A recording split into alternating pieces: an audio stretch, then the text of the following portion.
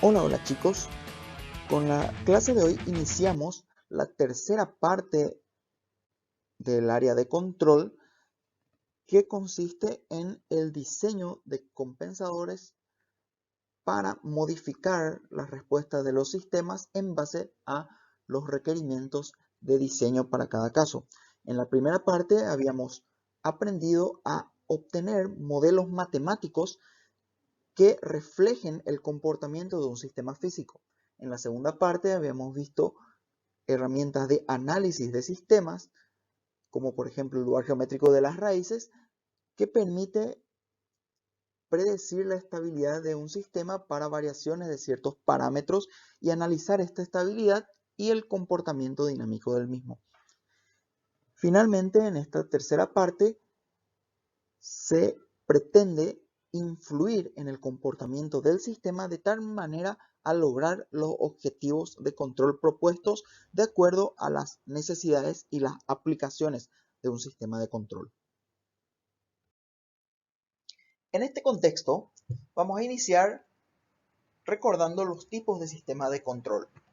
Por un lado teníamos los sistemas de control de lazo abierto, que consisten básicamente en el sistema cuya dinámica queremos controlar, la salida que queremos controlar, un bloque de control que toma decisiones en base a una referencia o un valor deseado para la salida. Un ejemplo clásico de un sistema de control de lazo abierto podría ser, por ejemplo, la tostadora de pan, donde nosotros podemos obtener la ley de control en base a ciertos experimentos. Se pone 3 minutos el tostador a funcionar y vemos sale una tonalidad de marrón oscura en el pan. Dejo 2 minutos, sale un marrón intermedio y dejo 1 minuto y sale un marrón claro. Con eso obtengo una curva lineal con la que tomo decisiones de cuánto tiempo encender de acuerdo al color de marrón deseado. Si quiero marrón oscuro, esto calcula 3 minutos, aplica 3 minutos y tengo el marrón oscuro. Así funciona un control de lazo abierto. Sin embargo, ¿qué pasa si ahora cambio el tipo de pan, el tamaño del pan, la consistencia? Entonces ya mi modelo en el control no va a reflejar el comportamiento exacto de la planta. Entonces al pedirle un marrón oscuro puede que el marrón salga un marrón claro debido a que en 3 minutos este pan más grande no se queda del mismo color que el pan más pequeño con el que hice mi diseño. Al no tener información de si la salida está o no logrando el objetivo, el control de lazo abierto no tiene esa capacidad de actuar entre variaciones paramétricas, por lo cual el sistema no cumpliría con el objetivo. Sin embargo, es más fácil y barato de implementar comparado con su contraparte, que son los sistemas de control de lazo cerrado. Estos sistemas constan de la planta cuya dinámica se quiere controlar, una retroalimentación de la salida que se compara con la salida deseada, la referencia, generándose una señal de error que se procesa en un bloque de control y se toman decisiones aplicando un esfuerzo de control sobre la planta para que la salida sea la salida deseada. Estos sistemas, generalmente, todos estos bloques de aquí, esta zona, es diseñada por los ingenieros de control. Entonces se diseña como para que la retroalimentación podríamos decir que es unitaria, o sea que HD es igual a 1. Aquí se compara entonces la de salida deseada con la salida y se genera una señal de error que es procesada en un control que está en serie con la planta. Este es el esquema que vamos a utilizar de ahora en adelante para diseñar sistemas de control. El primer sistema de control que vamos a analizar es el más básico y barato y ampliamente aplicado a ciertos sistemas, que es el sistema de control on-off. El esquema, como habíamos mencionado, es el que tenemos en la figura, donde tenemos la planta, cuya dinámica queremos controlar, la variable de salida, que es la que queremos controlar, la retroalimentación, una referencia, que es el valor que queremos para la salida, una comparación entre la salida y la referencia que genera una señal de error, es la diferencia entre lo que queremos y lo que tenemos, el bloque de control, que es el bloque que vamos a ir diseñando en el transcurso de las clases, este bloque es el que vamos a ir cambiando, la señal, el esfuerzo de control U, que es el que se aplica a la planta para lograr el objetivo de control. El control on-off, en esencia, se basa en tomar decisiones en base a la señal del error directamente. El error es la referencia menos la salida, y yo tengo un esfuerzo máximo y un esfuerzo mínimo que aplicar según el error sea positivo o negativo. Es decir, por ejemplo, un ejemplo claro de un sistema de control on-off es el sistema de aire acondicionado, donde mi error es la referencia a la temperatura que quiero y la salida es la temperatura ambiente que quiero controlar. Entonces, si el error tiene cierto signo, yo enciendo el motor del aire acondicionado y enfrío la sala, y si el error tiene otro signo, apago el aire acondicionado. Por ejemplo, un ejemplo clásico de Paraguay es si tenemos una temperatura de 49 grados y ponemos la referencia a 25, entonces el aire acondicionado mide el error y ve que la temperatura tiene que bajar, entonces se enciende y empieza a tirar aire frío de manera a bajar esa temperatura. Una vez que la temperatura va acercándose a 25 y baja a 24, por ejemplo, el aire acondicionado cambia el signo del error, entonces se apaga. Como la dinámica de la temperatura es relativamente lenta, entonces este sistema permite controlar la temperatura variando en torno al valor de referencia. Es decir, un control on-off siempre va a oscilar. Pues si nosotros consideramos el sistema de temperatura, vemos que tenemos la temperatura deseada, que es la referencia a la que queremos que llegue.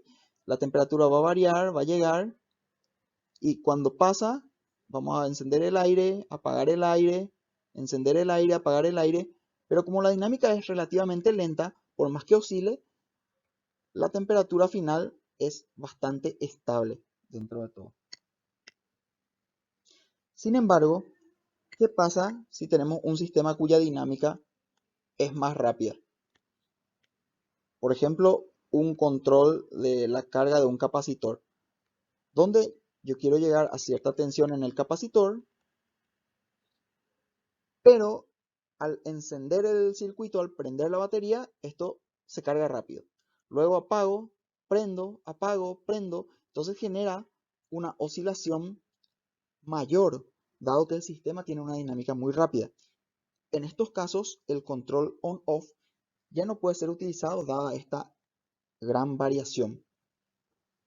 Y lo ideal sería tener un control que no aplique siempre todo o nada, que no sea siempre la máxima energía y la mínima energía, sino que esta energía vaya variando a medida que me acerco al valor que quiero, que ya las variaciones vayan siendo menores. Es decir, que sea proporcional, en lugar de ser directamente máximo o mínimo, según el signo del error, sea proporcional al error. De esa idea nace lo que se denomina el control proporcional. El control proporcional justamente propone que el esfuerzo de control sea proporcional al error. Es decir, si el error es muy grande, estoy muy lejos de mi referencia, que el esfuerzo de control sea grande. Pero a medida que me voy acercando, que el esfuerzo de control U vaya siendo más pequeño hasta llegar a cero cuando ya estoy en el punto deseado.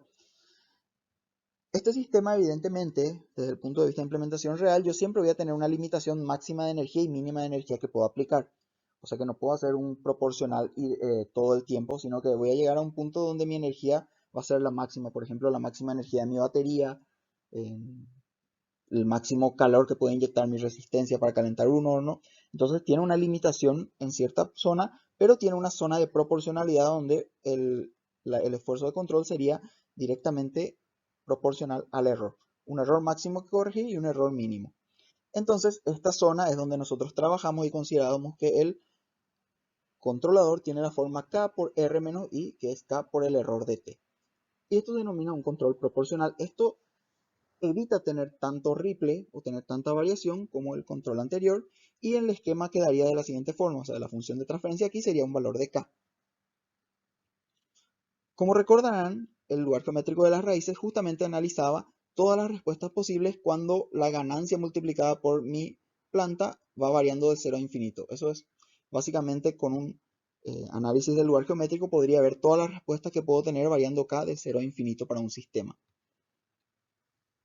Pero ¿cuál es el problema con este esquema de control? ¿Qué pasa si tenemos este sistema que se muestra en la figura, donde nosotros queremos llegar a la posición XD desde X aplicando una fuerza F que es proveniente de un controlador proporcional. Eso quiere decir que F de t es igual a K por el error de t, y el error es la diferencia entre esta referencia y la posición de la masa. Bien, entonces, ¿cuáles son las fuerzas que actúan sobre la masa? Tiene la fuerza peso aquí, que tiene una componente en este sentido, que es justamente la masa por la gravedad por el seno de tita. Entonces, a medida que la masa va subiendo, puede darse el caso que llegue a la posición deseada, donde el error sería 0. Eso quiere decir que esta fuerza iría decrementándose y en este punto sería 0. Entonces, la masa gravedad por seno de tita volvería a hacer que la masa vuelva a caer. Entonces, la masa nunca se podría quedar en ese punto, siempre tendría un error si el control es solamente proporcional, ya que existe esa fuerza que este control no puede equilibrar. Si hacemos una sumatoria de fuerza en la masa para determinar el equilibrio, vemos que la fuerza de T menos masa por gravedad por el seno de tita es igual a 0, sería el punto de equilibrio, y vemos entonces que si esto es K por el error de T, sería masa gravedad seno de tita, vemos que el error en estado estacionario sería masa por gravedad por el seno de tita dividido K. Es decir, a mayor K menor error, pero sin embargo siempre voy a tener un error en la posición en la que yo quiero llegar. Ese es el problema del control proporcional. ¿Qué podemos hacer para insertar un término que memorice ese error, lo almacene y sea aplicado y contrarreste esta fuerza? Justamente para lograr eso nace el control integral. El control integral propone agregar un término que es proporcional a la integral de 0 a t del error de t, es decir, el área bajo la curva del error. Si yo analizo esta curva de error, veo que la integral es el área bajo la curva. Ese término aparecería como un término constante y cuando el error sea 0, justamente la integral dejaría de integrar, de aumentar y tendría un valor constante. En nuestro caso, si analizamos la masa, sería K por el error de T más KI por la integral de 0 a T del error de tau igual a masa gravedad seno de tita. En el estado de equilibrio, entonces, cuando el error sea 0, esta variable sería 0 y esto se equilibraría con la masa gravedad seno de tita. Finalmente, se puede decir que si existe un valor de U constante para el control integral, existe un punto de equilibrio donde el error es constante y el esfuerzo es constante. Eso pasaría solo U constante si la integral es...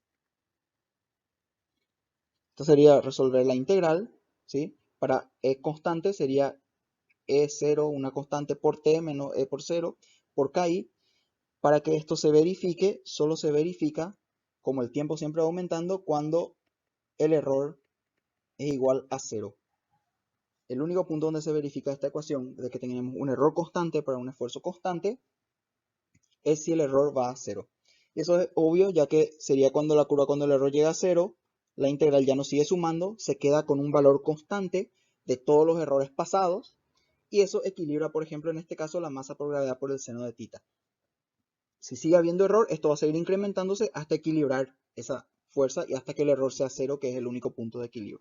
Entonces, un sistema con un integrador siempre verifica que el error en estado estacionario para un valor constante, por ejemplo, sería 0. También puede darse el caso de que la dinámica del sistema no pueda ser controlada únicamente por una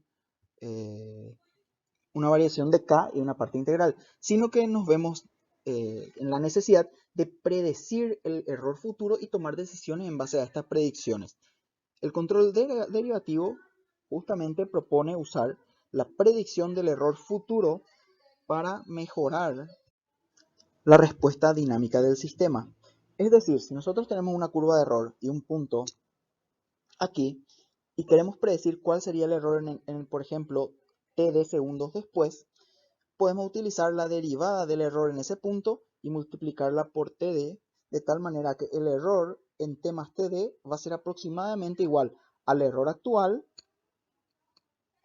más td por la derivada. Td segundos por la derivada me daría una aproximación. Mientras más chico es td, evidentemente la derivada se aproxima más al valor real, pero es una buena aproximación a partir de la cual yo puedo predecir el comportamiento futuro del error, y eso se define como un control derivativo. De este modo, entonces, el control PID, que es el que vemos en la figura, el completo, obtenemos que U es igual a una parte proporcional más una parte integral más una parte derivativa.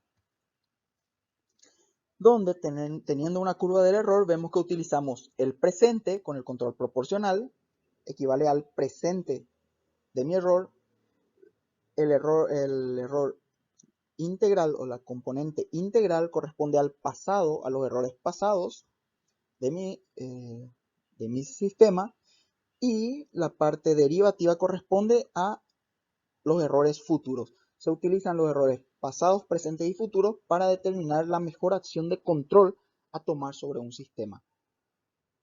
De este modo, entonces, vemos que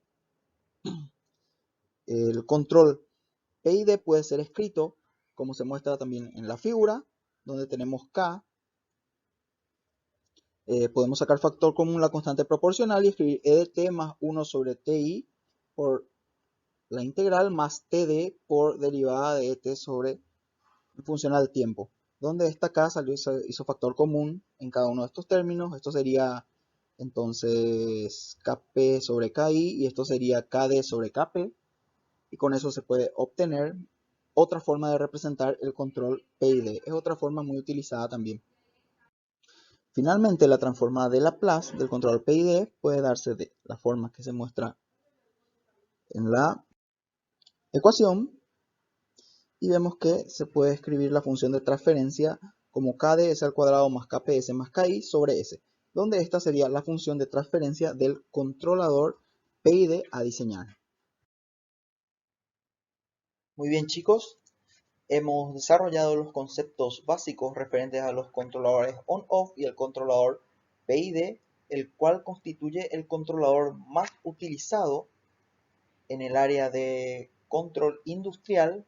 Es un controlador muy versátil y alrededor del 95% de los problemas se resuelven con un controlador PID, lo cual habla del gran uso y las posibilidades de este controlador. En la siguiente clase utilizaremos un método analítico para sintonizar, es decir, para diseñar los valores de las constantes proporcional, derivativa e integral de acuerdo a los requerimientos de diseño del sistema de control que estamos diseñando. Espero les haya sido útil y nos vemos en el siguiente video. Chao.